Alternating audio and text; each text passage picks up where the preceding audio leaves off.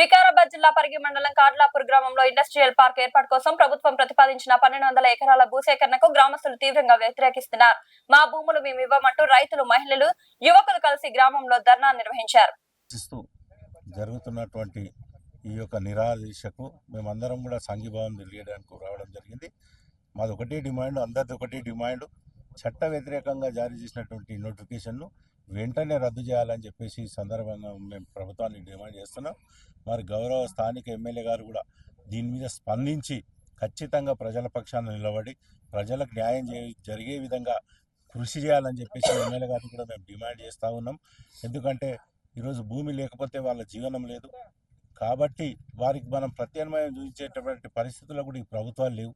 వాళ్ళకు భూమి మాత్రమే జీవనాధారం. తరతరాల నుంచి నమ్ముకొని వాళ్ళు ఈ యొక్క భూమి లోపల పంటలు పండించుకొని వాళ్ళ జీవనాన్ని నిలగొడుతున్నటువంటి సందర్భం ఉంది. వాళ్ళు పుట్టగొట్టి మీరు ఇంకెవరికో పెడతామంటే ఇక్కడ ఉన్నటువంటి మేమందరం కూడా మానవతావాదులం. మాకు పార్టీలకు అతీతంగా ఖచ్చితంగా సాటి మనిషికి నష్టం జరుగుతుంది. అతన్ని మేము కాపాడాలి, అతనికి అండగా ఉండాలి, అతనికి దండగా ఉండాలని చెప్పేసి రావడం జరిగింది ఇక్కడికి. ఖచ్చితంగా మేము ఆ యొక్క కార్యక్రమం లోపల వాళ్ళు ఏ కార్యక్రమం తీసుకున్నా నిస్వార్థంగా వాళ్ళకి మద్దతు ఉంటాం.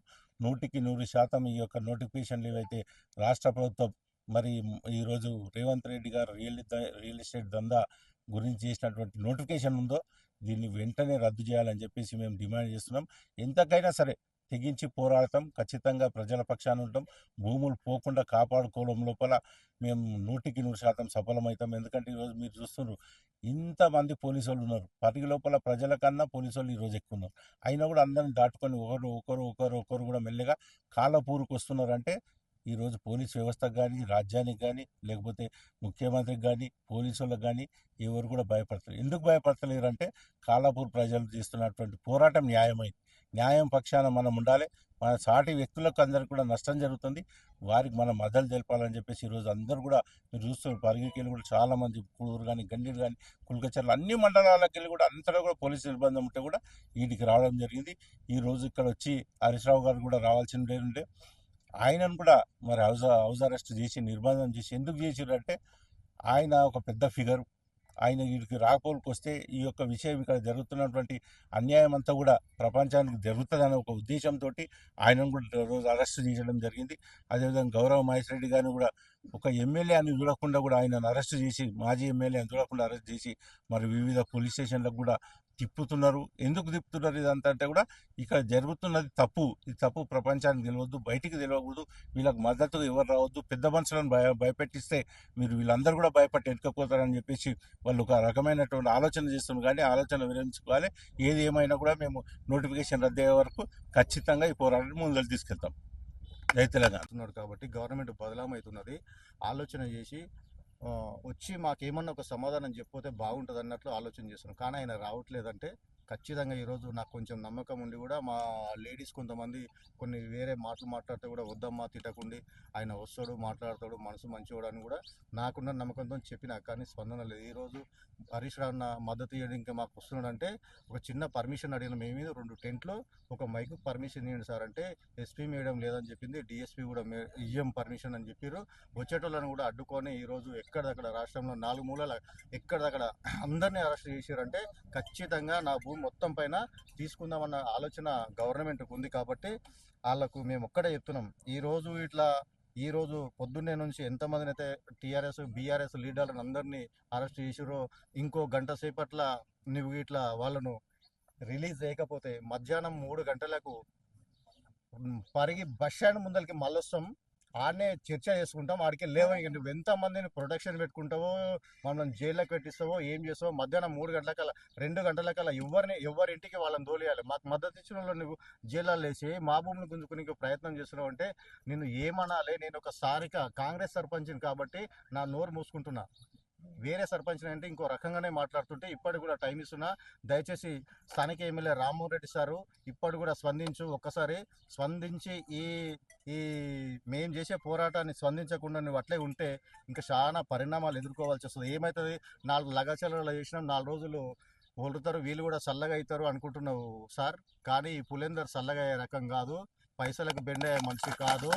నీకు ఎంత మంచిగా చెప్పినో అంత మంచిగా చెప్పిన ప్రతిపక్ష వాళ్ళు బీఆర్ఎస్ వాళ్ళు కానీ బీజేపీ వాళ్ళు కానీ వచ్చి రేపు పొద్దుగాల రోడ్ల మీదకి వస్తారు, లొల్లులు పెడతారు. మోన పార్టీ బదలామవుతుంది, నువ్వు బదలామవుతావు, నీకున్న పేరు పోతుంది, రేవంత్ రెడ్డికి ఉన్న పేరు పోతుంది. దాన్ని అర్థం చేసుకో సార్. ఇక్కడ నుంచి వేరే బయటికి ఎక్కడన్నా వేసుకో, నా కాళ్ళప్పటి నుంచి నీ పైసలకు బెండ్ అయ్యే రకం కాదు, నా దగ్గర మాత్రం మీకు ఇంక ఏ లీడర్తో వేసుకో అని చెప్పిన. కానీ ఆయన వినలే. ఆయన పని ఆయన చేసిండంటే నా పని కూడా నేను రేపు పొద్దుగాల ఏం చేయాలనో నా కార్యాచరణ నాకు ఉన్నది. ఆయన ఎంత దూరం పోయినా, గవర్నమెంట్ ఎంత దూరం పోయినా నేను అంత దూరం పోనికే సిద్ధం ఉన్నా. నేను నా ప్రజల కోసమే పనిచేస్తా కానీ నీ ప్రభుత్వం కోసం అయితే పని చేయను. నేను పని చేసిన. నాకు 41 సంవత్సరం, కానీ 20 ఏళ్ళ రాజకీయం కాంగ్రెస్ కోసం కొట్లాడి పనిచేసిన. నేను 20 ఏళ్ళ సంది ఏ ఒక్క రూపాయి కూడా నీతో తీసుకోలే, ఒక్క రూపాయి లబ్ధి పొందలే. నేను లాస్ అయినా కానీ పార్టీని నడిపిన. అసొంటి కార్యకర్త నువ్వు ఈరోజు దూరం చేసుకుంటున్నావు అంటే రేపు పొద్దుగాల నీ భవిష్యత్తు ఏమిదన్నది ఒక్కసారి ఆలోచన చేసుకో. నేను ఇక్కడనే ఏమవుతుంది, ఇసొంటి వాళ్ళు పోతే నాకు ఇంకోటి దొరుకుతారు అనుకుంటారు. కానీ నువ్వు ఎక్కడున్నా, ఎక్కడికి పోయినా కానీ నేను ఎంబడాడి మతి పెట్టుకొని పని చేస్తాను. నేను ఒకసారి సిద్ధమైనంటే మతి పెట్టుకొని పనిచేస్తా. అంతవరకు ఇది చేస్తున్నా. ఇప్పటి కూడా నాకు ఎంత బాధ ఉన్నా, ఎంత ఆవేశం ఉన్నా నన్ను నేను కంట్రోల్ చేసుకుంటున్నా. నా గ్రామ ప్రజలను కూడా కంట్రోల్ చేస్తున్నా. కంట్రోల్ తప్పితే ప్రాణాలు ఖచ్చితంగా పోతాయి. నాది పోతుంది బరాబర్. నా ప్రాణం పోయిన సరే భూములను మాత్రం వదిలిపెట్టా. నా గ్రామ ప్రజల కోసం భూములను మాత్రం వదిలిపెట్టా. నా గ్రామంలో నీకు 204 ఓట్లు లీడ్ ఇచ్చినాం. లీడ్ ఇచ్చిన వల్ల భూములు మాత్రమే పోతున్నాయి. ఎవరైతే నీ కాంగ్రెస్ కోటేసిరో లీడ్ ఇచ్చిన వాళ్ళ భూములే పోతున్నాయి. అవతలన్న బీఆర్ఎస్ కార్యకర్తలు ఏం మాట్లాడుతారో తెలుసా? ఓటేసినావు, కరెక్ట్ బుద్ధి చెప్పిర్రా, పెట్టుకో నోట్ల, ఇంకో రకంగా పెట్టుకో నోట్ల అని మాట్లాడుతున్నారు. వాళ్ళు ఏడుస్తున్నారు నా కార్యకర్తలు. అంటే నాకు ఎంత బాధ ఉంటుందో ఒకసారి అర్థం చేసుకోవాలి. రామ్మోహన్ రెడ్డి సార్, నువ్వు అర్థం చేసుకో. అర్థం చేసుకోకుంటే పరిణామాలు ఖచ్చితంగా వేరుంటాయి.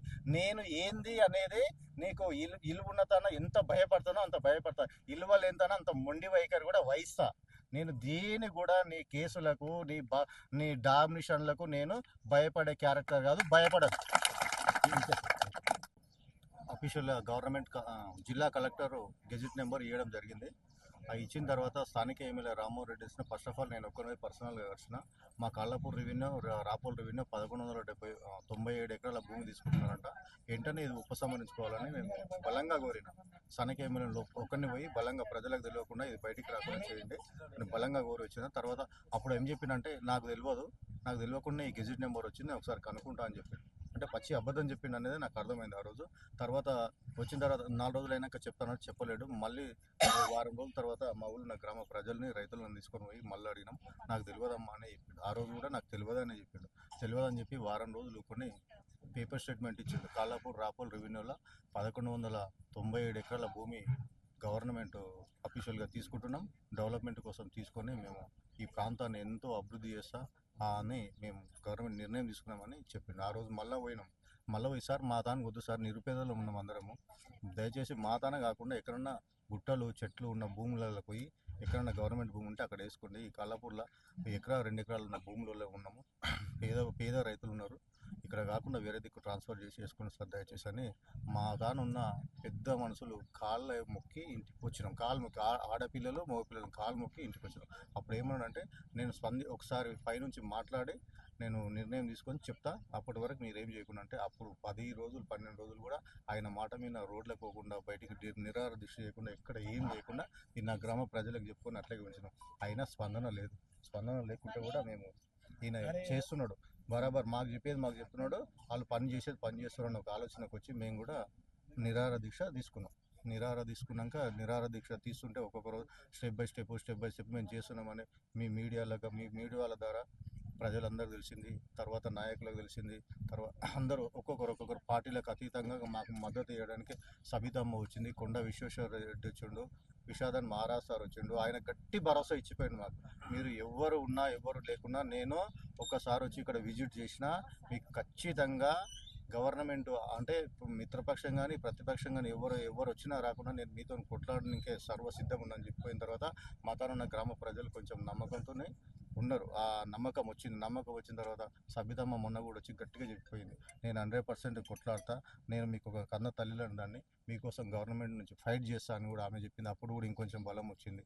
తర్వాత నిన్న కొండ విశ్వేశ్వర్ అన్న కూడా నిన్న వచ్చి స్థానిక ఎంపీ వచ్చి కూడా నేను పైనుంచి మాట్లాడతా, ఏది ఏమైనా భూమి పోకుండా చూస్తాను ఆయన కూడా భరోసా ఇచ్చిండు. ఈ వచ్చిన వాళ్ళందరికీ కూడా నా కాలపూర్ ప్రజల తరపు నుంచి ధన్యవాదాలు తెలియజేసుకుంటున్నాం. ఇప్పటికి కూడా స్థానిక ఎమ్మెల్యే ఇంత దూరం వచ్చింది, స్థానిక ఎమ్మెల్యే కూడా ఒకసారి ఆలోచన చేయాలి. ఏం ఆలోచన చేయాలంటే ఇంతమంది వచ్చిపోతున్నారు, అక్కడ